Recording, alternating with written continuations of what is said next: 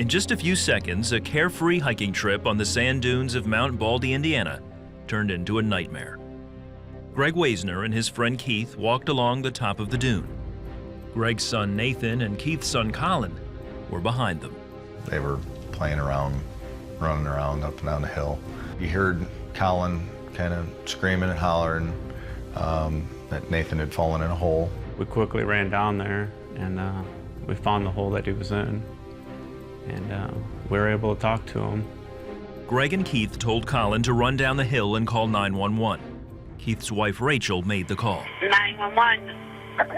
Yes, I'm at the Mount Baldy beach, and my friend's son, he got stuck in a sand dune, and he's like under the sand, and they can't get him out. He sounded so close. My husband and his dad are trying to dig him out. Okay, we've got him on the way, okay? Okay, thank you. You couldn't see him. It was so dark. Keeping him calm was my first thing. You know, he was pretty much saying he was scared. I crawled down in the hole and Greg held my ankles and tried to reach for him. And couldn't get him at all. And then the hole collapsed. 6-year-old Nathan was buried alive under 11 feet of sand. And then that's kind of when Faith made her way up the hill. They were telling me that Nathan was under there, and I came apart. Started crying and praying and digging. Everything else around me was such a blur, and I just was having these visions in my head of him down there, and he's got sand in his face and in his mouth that he can't breathe. And I remember begging God to just be with him and to give him a pocket of air so that he could breathe, and to hold him and to please be with him. Other vacationers and bystanders helped them dig by hand, but the giant dune was a relentless foe. Everyone kept digging, but the sand continued to cave in. Within 15 minutes, firefighters, police, and park rangers joined the effort. Their shovels helped, but they were still losing the battle. Finally, someone showed up with a backhoe. And it wasn't then, did they really start moving a lot of sand.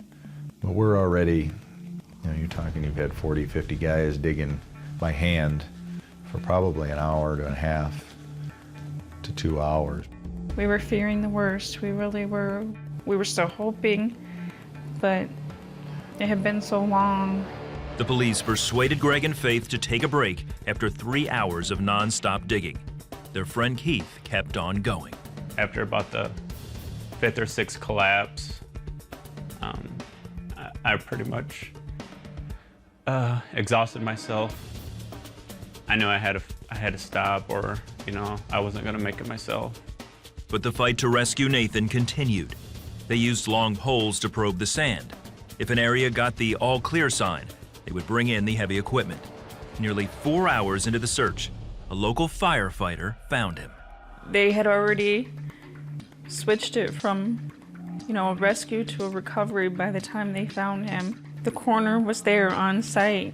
They located his head, and then they switched from, using shovels, and they were using their hands. He was able to get down a little bit deeper and get right under his arm.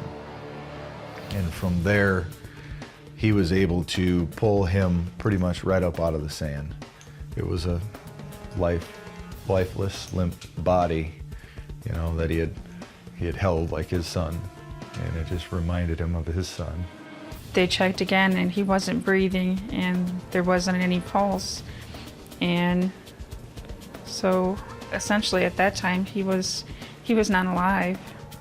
Nathan had a quarter-mile trip in the lifeguard truck to the ambulance, where he started to breathe again. He was taken to the medical center in Michigan City. His parents followed him to the ER, and all they could do was wait and pray. And Buddy came in, one of the EMTs, and he sat down in front of me, and he said, "He's alive." I remember turning to look at Greg, and I said, "He heard us. He really heard us. He answered our prayers." I was so happy. They had to remove sand from his lungs and throat, and his head was injured during the digging. But Nathan had been deprived of oxygen to his brain for nearly 4 hours. Brain damage was a major concern, but doctors determined that Nathan was perfectly fine. His progress moved along so well that Wednesday they ended up taking out the breathing tube and able to get a lot of the stuff out himself, as far as any of the debris and stuff in his lungs. Nathan doesn't remember anything about the sinkhole that almost took his life. He doesn't remember his amazing recovery, but he does know about God. When asked what his favorite Bible story is, he quickly thought of the story of David and Goliath. It's my favorite story because he fighted the giant, and I like it because he falls down to the ground, and he's like a really big giant and a little tiny kid. This couldn't be anything but a miracle, you know? This couldn't be anything but God. There's no way that you can take God out of this equation.